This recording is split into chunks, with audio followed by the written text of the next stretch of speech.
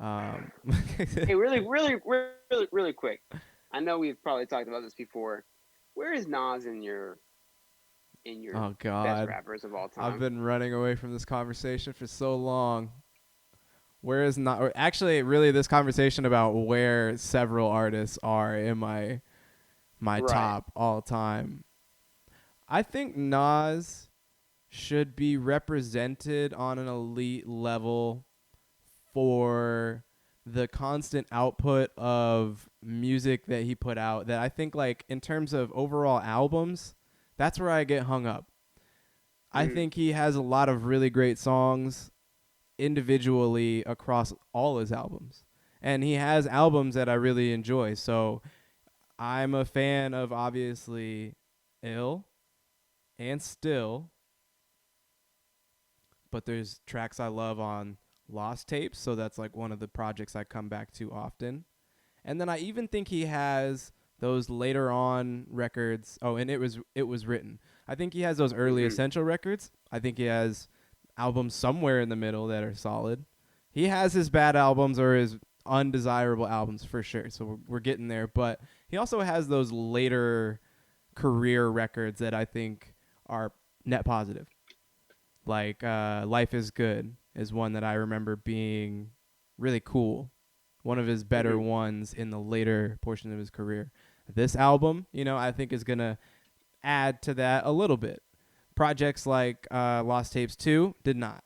Those projects that seemed a little lost to me. Nazir, I liked when it came out, but and it adds something different, but I don't listen to it very much, so it doesn't add much to his discography. All that to say, I think it's really important that you have great albums in the beginning and great albums later on, and that anybody can make shitty albums. Jay-Z did it too, partway through it, in certain sections of his career, and I still think he is the greatest rapper or one of the greatest rappers of all time. So Nas can sit up there, somewhere in the tens to teens for me, as someone who has been consistently great throughout different parts of his career, has those weak spots, but a lot of other artists do. The very, very best Mm-hmm. ones, like maybe Andre 3000, don't have a lot of weak material out there. Period. Or the best rapper ever, Black Thought, that has no bad albums. No, I'm with you. I think Nas is like a solid, like, I could get why people would put him real high. Like like for instance, I think one of the best things about Nas is he has maybe the best debut album of all time. Like Sure, that's an argument that could be made. absolutely. Um, and if that is an argument you want to make, then it carries a lot of weight. So I totally get what people would like put him in a top 6 or 7 or whatever. I think I have him probably like you said, anywhere from like 15 to 10 maybe.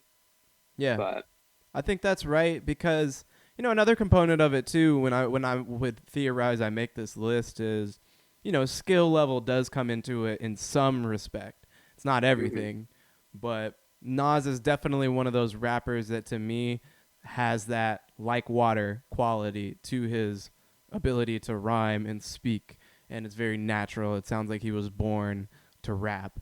And there are other right. artists out there that have that, but he's one of the best, period, in that regard. And I think, like, if you put his albums up and his catalog really up against Eminem's, I think he has more better projects. I think he has less terrible projects. Yeah, that is something we can definitely agree on.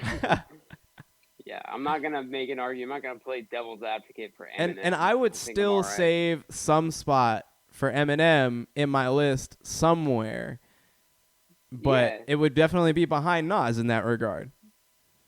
Eminem's like a good.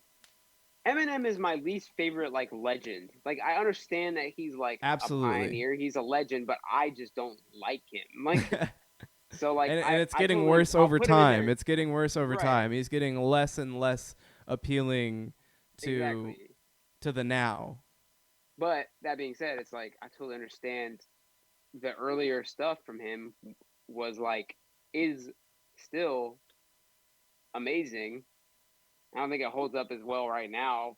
especially to like this generation of like rap that's a lot more open-minded and a lot more like progressive in like what they're willing to like stand for and stuff. Like Eminem kind of soiled a lot of stuff for himself, but that being said, like I said, he's a legend and I gotta respect it. So he's like, you know, he's a top. He's definitely like it. Like I made a top 50 list when everyone was making top 50 lists. Remember that?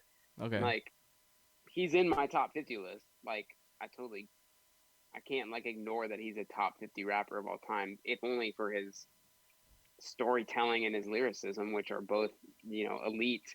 Yeah. But yeah. even if I don't like what you said right there, about. what you said right there, even if just for that, like, that's enough for me still. Like, I can still appreciate that to a degree. But the real question is, where does Joe Budden rank in that? Is it top 3, like, top 6? It's like, yeah, we should make lists at some point, but I have such a hard time making lists like that compare artists from such different time frames, going for such different goals in their music, that in my mind you're really forcing it to make a list that includes all these people. But if I were to make that list, you know, I would really try to balance it with what was truly, I thought, the best from one era. You know, just as clearly as, with my own opinion, of course, subjective, but as clearly as possible and emotionless as possible, try to really see who I think was truly adding and bringing the value to the 90s that made it what it was, right? And then whether or not they were the most known for what they did, right? And then move on to another era and this era and try to picture it in the same way. And, you know, like, how do you mark Kendrick Lamar's contributions to today's music scene to that of a, you know, another rapper from a different time frame? And right, like that's how my process would work for that list. How do you compare like somebody who would definitely make an appearance in my top 50 is like Freddie Gibbs. Like, and honestly, Freddie Gibbs, it's mostly just his last like 8 years that I'm like, oh, that's like, because he's in his prime. I think he's in his prime right now. Yeah, he is. And his prime started with Pinata, and it's still going to this day.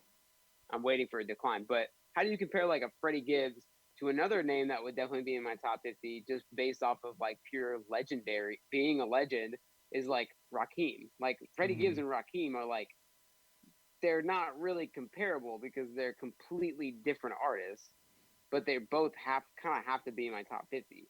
Yeah. And I think like we could do a whole episode on this, obviously, but you know, I think I was thinking about this recently, which is why I'm really interested now, is like, I would try to get into the psychology of the artist at the time, because I feel like that matters as well when you think about artists and how limitless they feel they can be in the landscape that they're living in versus, you know, what people were doing at a certain time just to be seen, just to be the person on top, you know, and that was a different hill to climb, you know, during those time frames. And it's just getting more and more basically further away from what that was. And not saying that's a good or a bad thing. It's just, I mean, the boundaries are so different.